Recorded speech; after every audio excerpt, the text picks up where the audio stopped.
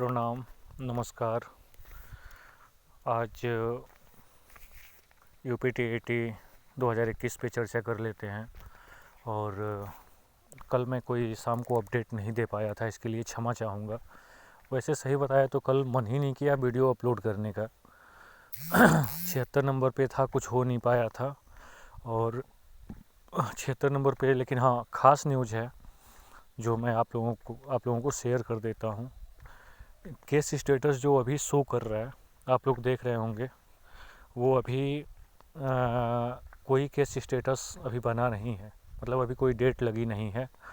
कल ही सुनवाई थी और इस पे नेक्स्ट डेट मिल चुकी है, लेकिन जो साइट पे अभी चढ़ने में बाकी है और अभी केस स्टेटस पे शो नहीं कर रहा।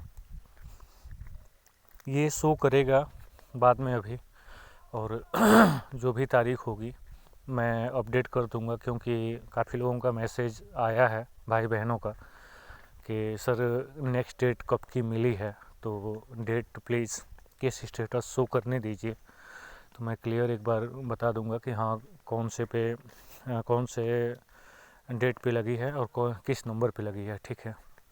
लेकिन प्रजेंट अभी यह मामला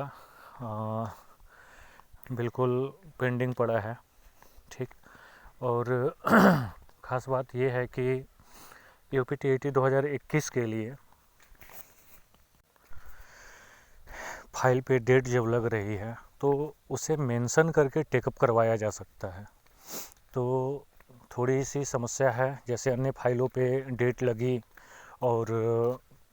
लगी जैसे मान लीजिए सपोज़ 76 नंबर पे लगा है, तो थोड़ा सा मेहनत करना पड़ता है और मैं कोशिश कर रहा हूँ। और संभवतः मैं कल यहाँ से इलाहाबाद निकलने वाला हूँ, क्योंकि जब तक इलाहाबाद निकलूँगा नहीं तब तक कुछ थोड़ा मज़ा नहीं आ रहा, क्योंकि घर तो अभी बहुत सारा काम पड़ा है, लेकिन समय निकालना ही पड़ेगा। और मैं कल संभवतः इलाहाबाद के लिए निकल जाऊँगा। तो इलाहाबाद पहुँचूँगा, मंडे को कोर्ट खुलेगा। क्या हुआ कि आज वकील साहब से बात हो रही थी, आज सैटरडे था, तो वैसे भी कोर्ट बहुत ज़्यादा चलता नहीं है, बंद ही था। और कल संडे है, मंडे को फाइनली कोर्ट खुलेगा, तो जो भी केस स्टेटस शो करना होगा वो शो करेगा, ठीक है। और मंडे से मैं ये प्रयास करूँगा कि लगभग जितनी सारी फाइलें हैं, क्योंकि अलग अलग फाइल हुई हैं, तो अलग अलग फाइलों पे क्या है कि जैसे होता है ना कि एक फ़ाइल के साथ कनेक्टेड हो जाती हैं, तो कुछ फाइलें हमारे साथ कनेक्टेड हैं, कुछ फाइलें किसी अन्य के साथ कनेक्टेड हैं, कुछ फाइलें किसी अन्य के साथ, अलग अलग डेट मिल रहा है सब पे। तो कोशिश ये किया जाएगा ना कि सभी फाइलें एक साथ कनेक्ट हो, मतलब एक साथ आ जाएं और सब पे सुनवाई हो। और सुनवाई करने का अब लास्ट तरीका यही बचा है कि कोर्ट में जैसे डेट मिल रहा है और सीरियल नंबर 76 कोशिश करेंगे कि 50 से नीचे मिले, क्योंकि 50 से ऊपर हो जाने के बाद तो बड़ी समस्या हो जाती है। 50 से नीचे मिले तो कैसे भी फाइल मेंशन करवा के और सुनवाई करवाई जाए। इस प्रयास के लिए तो हम इलाहाबाद सोच रहे हैं कि आएँ, और प्रयास भी करेंगे कि मेंशन करवा के कैसे भी इस पे पैरवी करवाई जाए और इस पे सुनवाई करवाई जाए, क्योंकि काफ़ी लंबा खींचने का कोई मतलब रह नहीं गया है। मैं पहले भी बोल चुका हूँ कि जैसे अगर लगातार हम लोग प्रयास करते रहें तो कुछ ना कुछ होगा ज़रूर। और सभी लोग अच्छा प्रयास कर रहे हैं, जितने भाइयों के फाइल पे मतलब डेट मिल रही है, सभी प्रयास कर रहे हैं। लेकिन जो कनेक्ट करा के बैठे हैं ना, उनमें ही थोड़ी समस्या होती है, ठीक है। जो बाकी लोगों की फाइलें लग रही हैं वो लोग भी प्रयास कर रहे हैं, अच्छा है। तो इसमें मेंशन करवा के कैसे भी अपने फाइल पे सुनवाई करवाना है, और लंबा जो खींच के चला जा रहा है तो इसमें थोड़ा सा धैर्य रखना होगा। और ये भी बात खुल के सामने, जैसे आप लोगों का सवाल था कि जनरल आर्डर होगा कि नहीं होगा, तो जनरल आर्डर संभवतः जनरल आर्डर ही होगा। अब ये चीज़ क्लियर हो चुकी है कि संभवतः जनरल आर्डर ही होगा। और दूसरी चीज़ कि जैसे कई लोग पूछ रहे थे, सर हमारा 1 नंबर 2 नंबर है, कुछ लोग कह रहे हैं कि सर हमारा 4-5 है। तो देखिए, जिसका 5 है थोड़ा सा डर है, लेकिन जिसका 4 से नीचे तक है, ठीक है, वो तो निश्चिंत रहे, डरने की बहुत ज़रूरत नहीं है। 1-2 नंबर वाले तो कहीं ना कहीं एक संभावना बन रही है कि अगर होता है तो कुछ ना कुछ जनरल ऑर्डर होगा और कॉमन नंबर इशू होंगे, तो इसके लिए प्रयास है। और दूसरी बात ये हम कहना चाहेंगे, हम पहले भी बता चुके हैं कि माननीय इलाहाबाद हाई कोर्ट का चाहे जो ऑर्डर हो, लेकिन कम से कम केस पे सुनवाई हो।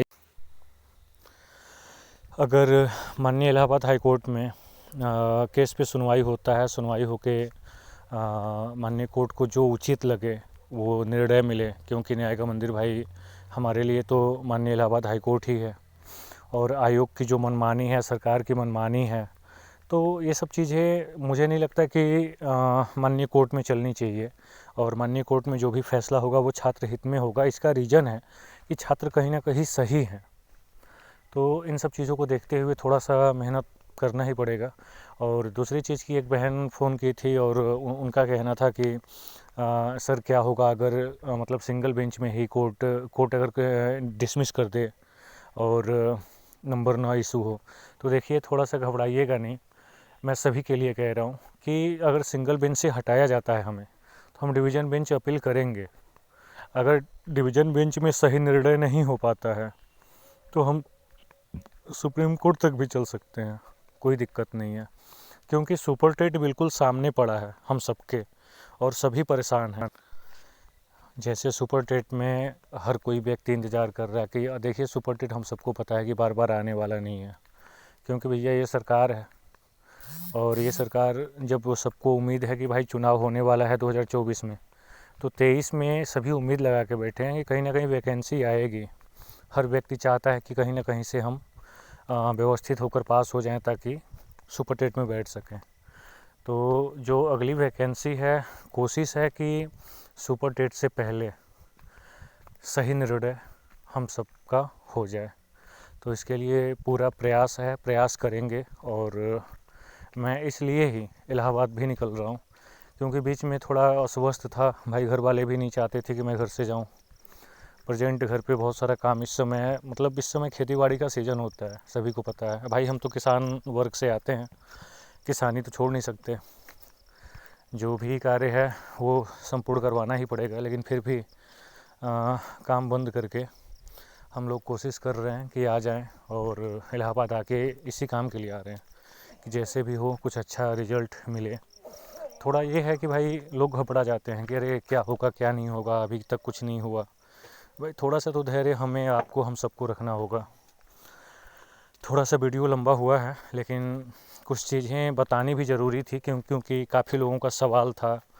तो जितने लोग मुझसे व्हाट्सएप पे सवाल करते हैं, मैं वही चीज़ें से यूट्यूब पे चर्चा कर लेता हूँ ताकि सभी तक जा सके, और पीछे नहीं हटेंगे।